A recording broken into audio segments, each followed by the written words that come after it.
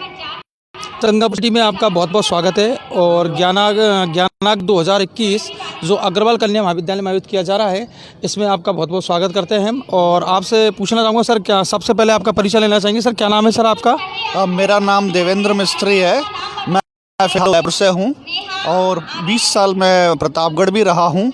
तो जो जंगलों पे मैंने काम किया है, तो उस विषय में प्रतापगढ़, उदयपुर, चित्तौड़, डूंगरपुर आदि के जंगलों पे और जलाशयों पे तो पक्षियों पे जो अध्ययन किया है, और मैं वन विभाग के लिए कई प्रोजेक्टों में सलाहकार और कई प्रोजेक्ट्स भी किए हैं और इंटर्न भी रहा हूं। और एज ए प्रकृतिविद मुझे इको टूर्स और इस पे वन विभाग के द्वारा ले जाया जाता है। और मैंने स्कूल्स में ऐसे बर्ड मिमिक्री के द्वारा कई प्रोग्राम्स लगभग 200 के करीब किए हैं और जागृति और पक्षी कंजर्वेशन या हैबिटेट के प्रिजर्वेशन के लिए या कंजर्वेशन के लिए काम किया है और कई लोगों को तैयार किया है जो आज भी कर रहे हैं। और उसी विषय के मद्देनज़र आपके यहाँ आने का सौभाग्य प्राप्त हुआ है।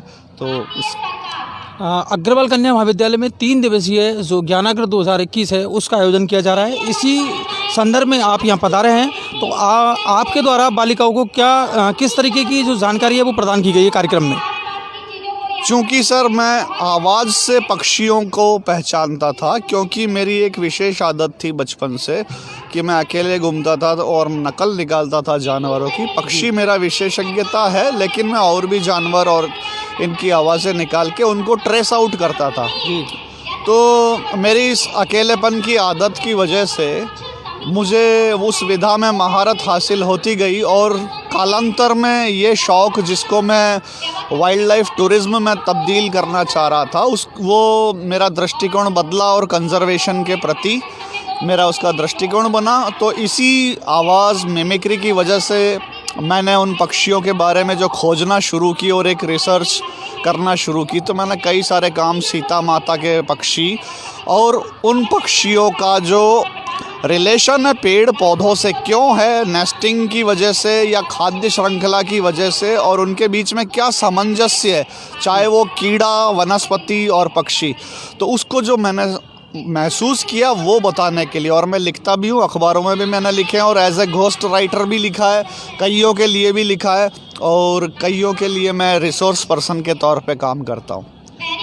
यहाँ आपको आकर गंगापुर सिटी में ये जो कार्यक्रम है महाविद्यालय द्वारा आयोजित किया जा रहा है, इसमें आकर आपको किस तरह की फीलिंग्स हुई और किस तरीके का आपको माहौल यहाँ पर लगा? हमें ऐसा लगा कि हम यहाँ पे आके जो छोटे बच्चे हैं, जो हमारी भविष्य की पीढ़ी है, तो जैसे जंगल में एक शिकारी पक्षी अपने बच्चों को शिकार के हुनर और ज़िंदा रहने के हुनर सिखाता है और अपनी वंश परंपरा या अपनी सृष्टि को ज़िंदा बनाए रखने के लिए जो रोल प्ले करने के लिए शिक्षा दे के जाता है, तो हमें भी ऐसा ही लग रहा है कि हमने अगर कोई कुछ विशेष या कुछ खोजा है तो हम इनको दे के जाएँ।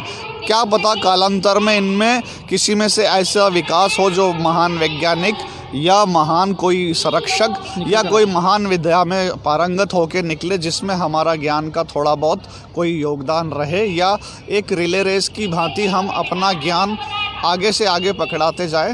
वो सोच के हिसाब से हम यहाँ पे इनको अपना सारा चीज़ बताने आए हैं। जी सर, हमने आपके बारे में सुना है और देखा भी है आज कार्यक्रम के दौरान। आपने पक्षियों की बहुत ही सुंदर बोलियां आपने यहाँ पर प्रदर्शित की है और उनको आपके द्वारा निकाला गया है। तो हमारे दर्शकों को 1-2 कुछ आप इस तरीके की बोलियां निकाल कर दिखाएं सर। तो जैसे मैं कौवे की बोली बोलता हूँ जी, ये इस तरह से कोयल की बोली है, जैसे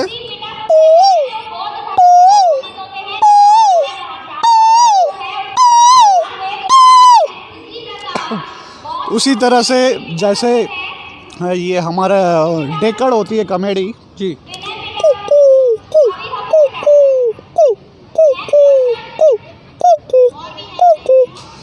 उसी तरह से जैसे बाज होते हैं, ये शिकरा हो गया जी, इसी तरह से जो चील होती है, इसी तरह से धनेश होता है जो हॉर्नबिल बोलते हैं, इसी तरह से मुर्गा है जैसे संकेत देता है खतरे के, इस तरह से खतरे के संकेत है मुर्गा। हाँ, तो इसी तरह से हर पक्षी की अपनी एक बोली होती है जिसमें गीत से लेके प्रणय निवेदन से लेकर के खतरे के संकेत से लेकर के संप्रेषण के संकेत से लेकर के और अपनी भावना व्यक्त करने के कई सारे इनके खुद के संकेत होते हैं और पक्षी भी मिमिक्री करते हैं। अच्छा। तो इस तरह से मैं उनसे ही सीखा हूँ, पक्षियों से, जिनके अंदर तरह तरह के सुर और संगीत है।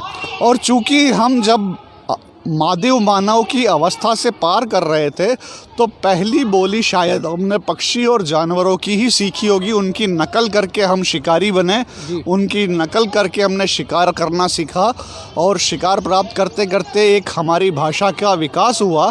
तो इस सिद्धांत के रूप में मैं आवाज़ों को देखता हूँ और चूँकि हर पक्षी जानवर की विशेष आवाज़ होती है, उसकी तीक्ष्णता, उसकी लंबाई, उसकी फ्रीक्वेंसी के आधार पे हम अगर उनको नहीं भी देख रहे हैं तो हम उनको उन आवाज़ द्वारा पहचान सकते हैं।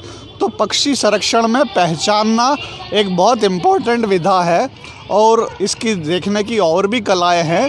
हैबिटेट के अलावा उनकी आदत, उनके रंग रूप के बारीक से बारीक अंतर से हम उनकी जाति को पता करते हैं। लेकिन कई बार ये नहीं मिलता है तो हम उनकी आवाज़ों के द्वारा, उनकी फ्रीक्वेंसी के द्वारा हम उनको भी अलग रूप से पहचानते हैं।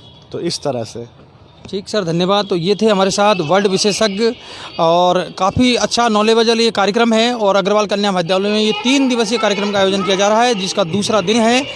आप सभी इस कार्यक्रम को लगातार आपके लिए हम ये लेकर आ रहे हैं और आशा करते हैं आपको भी बहुत कुछ चीज़ें हमारी लाइव के माध्यम से सीखने को मिलेगी और आप हमारे साथ इसी तरह जुड़े रहिए। मैं मनोहर अग्रवाल, कैमरामैन महेंद्र कुमार के साथ। धन्यवाद। Thank you.